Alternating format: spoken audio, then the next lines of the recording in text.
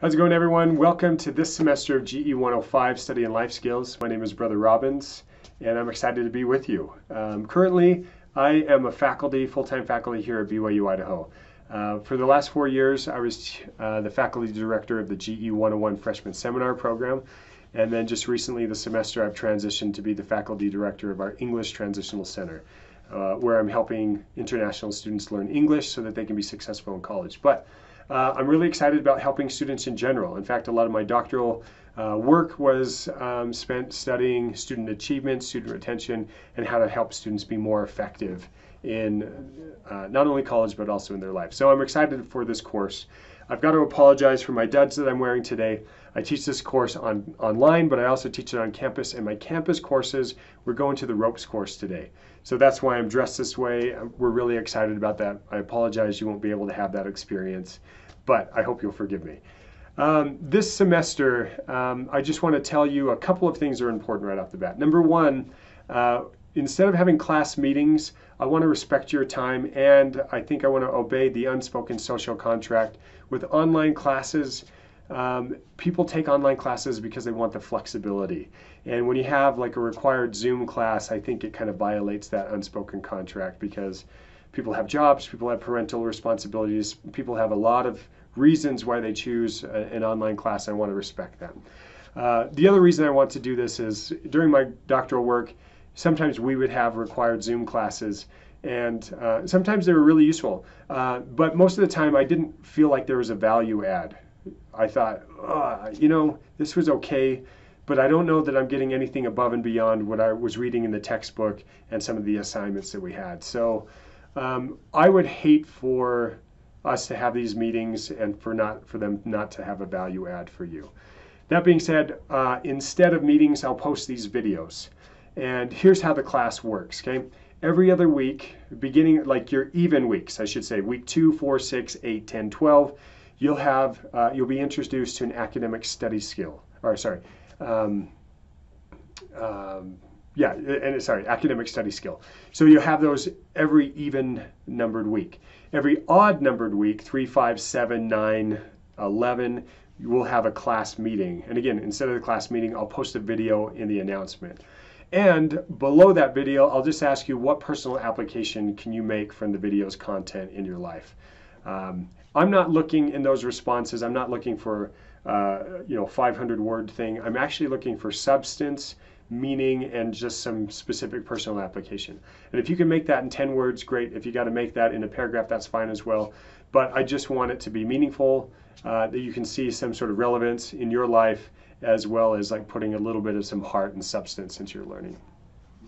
Another thing that you'll need to do is download Proctorial, and I'll post an announcement about how to do that. I don't think I'll take you through that because I want to keep this video a little bit shorter. So those are a couple things early on. The other thing that you'll need to do is just like any course, find out when the due dates for that course are and write it down. Maybe download the syllabus, right? And make a schedule when you need to turn things in, because it takes a little bit to get into that routine.